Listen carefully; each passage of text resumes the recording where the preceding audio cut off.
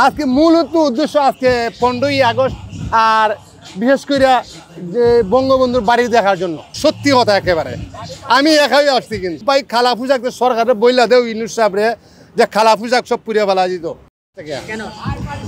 দেখলাম লাইভে দেখলাম বঙ্গবন্ধুর বাড়ি নাকি ভাঙা গেছে। আমরা ওই নিজের চোখে দেখাই, নিজের চোখে একটা দেখা আর লাইভে একটা দেখা বেশ কম আছে। তখন গেলাম এই ভবনের ভিতরে, যাওয়ার পরে অনেক লোকে আমারে অনেক কথা হয়, বয়বিধি দেখা যায় কিতা বিষয়। যে আমি বললাম ভাই বিষয় কিতা, যে ভাই তোমার খালা পোশাক চারিশোর মানে খালা পোশাক কিতা সমস্যা কিতা, যে কার ছাউন দিও না।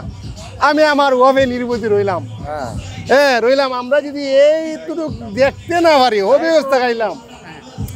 এখন তো আর কিচ্ছু বলার নাই। বাংলাদেশ কি এতই অচল হয়েছে, এতই অচল হয়েছে বাংলাদেশ,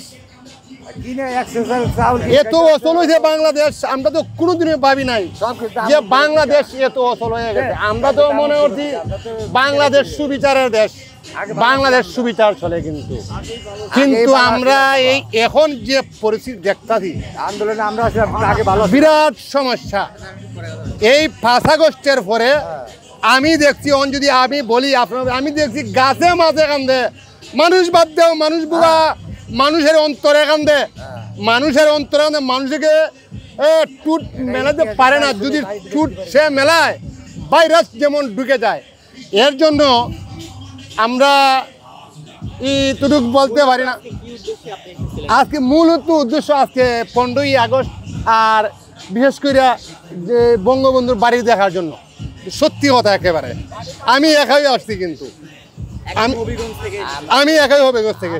হ্যাঁ, আমি রাত্রে নাইট আর এখন দেখি তো হবিগঞ্জ থেকে না দিচ্ছে না। আমি গেছিলাম ওই দিকে ঘুরিয়া আইতে গেলাম, আমার প্রশাসন একজন প্রশাসন বলছে ভাই এই যাইতে পারবে না এইদিকে। আমি ওই দিকে ঘুরে গেলাম, ঘুরে যাওয়াতে কিছু লোকে কিছু প্রশ্ন করছে যে আমার যেমন কিছু আই যে সন্দেহ হয়। তাই আমি বললাম ভাই বিষয় কিতা, যে ভাই তোমার কালা পোশাক। এই মনে মনে হয় যে ভাই খালা পোশাক সরকারের বইলা দেও ইউনুস সাহেবরে যে খালা পোশাক সব পুড়িয়ে ফেলা যেত। খালা পোশাক ফলে যখন সমস্যা, তাহলে খালা পোশাক পুড়িয়ে ফেলা যেত সারা বাংলাদেশের। না যে হইতেছে যে তুমি আওয়ামী লীগ, হ্যাঁ এই বিভিন্ন পাল্টাবে না। এখন তো ঢুকা যাবে না, এখন তো প্রশাসন তারা 1000 টাকা খরচ।